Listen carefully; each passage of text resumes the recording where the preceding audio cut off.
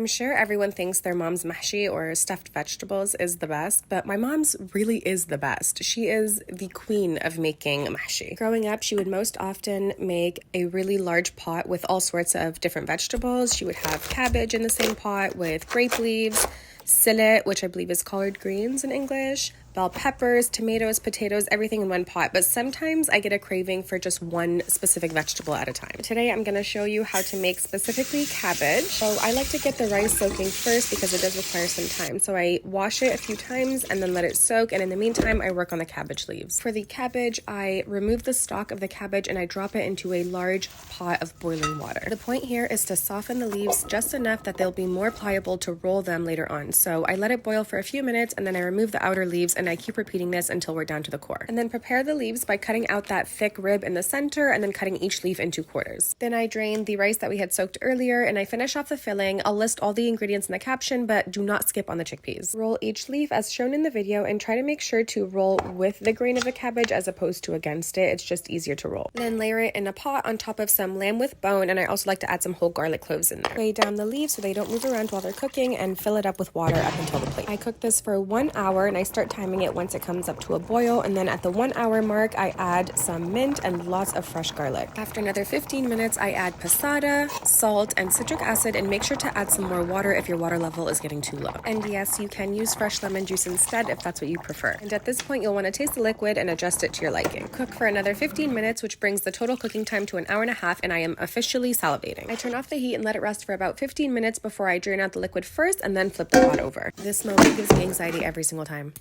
Arabs know. Serve these with fresh lemon juice, some plain yogurt, and some of that stock that I was cooking in, and sahtin.